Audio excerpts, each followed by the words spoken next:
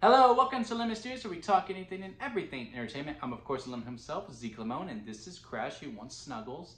And this is my review for Mission Impossible Dead Reckoning Part 1. But before we get into that, let's get the house clean out of the way, shall we? I'm going to need you to hit the subscribe button, leave a like on this video, and comment below. Let me know your thoughts of Mission Impossible Dead Reckoning Part 1. I would greatly appreciate that.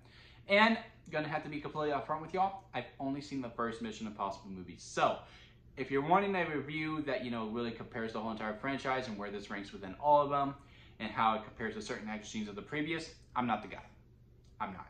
I can only talk about this movie that stands on its own just as a seventh movie as a whole. Just letting you know that right now. So if you are looking for someone who wants to compare the whole franchise, then this is where I leave you.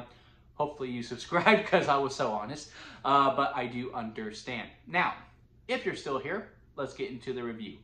I was very optimistic going into this movie, to be completely honest with y'all. Why wouldn't I be? But I was very optimistic going into this movie because I enjoyed Tom Cruise's work. And from what I've heard, this is the director that came in for the fourth one, which I believe is Ghost Protocol. I believe that's the fourth one. And that's when people say that's when the franchise gets really, really good, is at number 4. So, it seemed like very promising hands because I also heard, after every single Mission Impossible movie, it got better and it got better and it got better. There's a lot of people that I know who think Fallout is the best one. I do believe that's the last one that came out. Like I said, I don't know the franchise. So, I was excited to see this movie. And I do kind of understand the hype. Not gonna lie.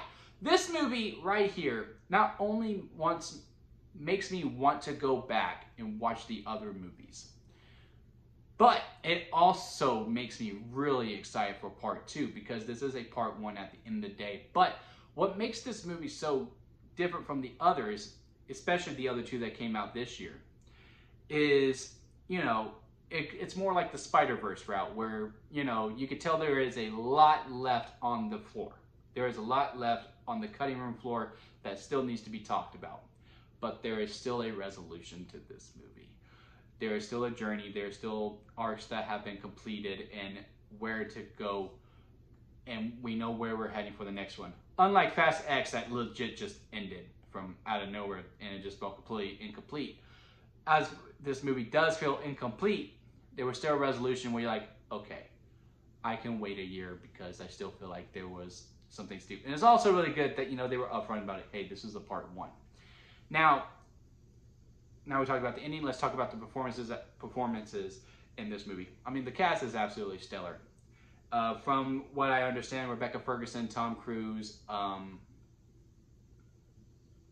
the 2 hackers, I can't remember their names at all. I do remember one of them is from the very first movie, and the other one, I guess, comes in later. But he's also a performer that I do really admire because I do believe he's in Hot Fuzz and all that.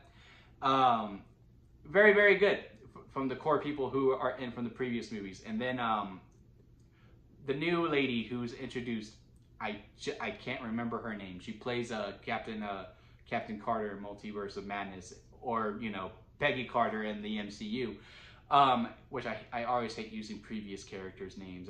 I do need to get better at knowing actual performers' names.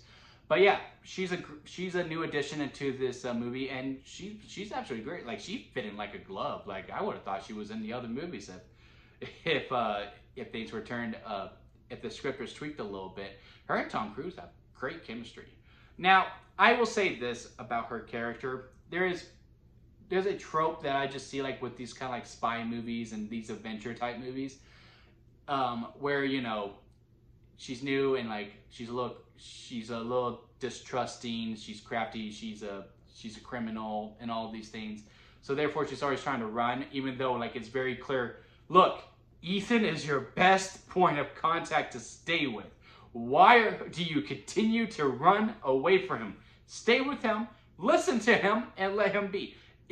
That was just frustrating. It makes for some great action chase set pieces, which also brings up a point I want to make. If I had a nickel for every time in 2023 where I went to a movie that it was a part 1 of a 2-part structure movie that had a car chase scene in Rome, and where one of the key elements in that car chase scene was to go down the stairs of Rome. I don't think they're called the stairs of Rome, but if you saw both Fast X and Mission Impossible Dead Reckoning Part 1, you know which stairs I'm talking about. I would have 2 nickels, which isn't a lot. It's just weird that it happened twice in a very short span in between the two as well, if I might add. But yeah, it was a great chase scene. It's just that kind of character trope where it's just like, it's very clear, okay, he's going to keep you safe. Why do you continue to run?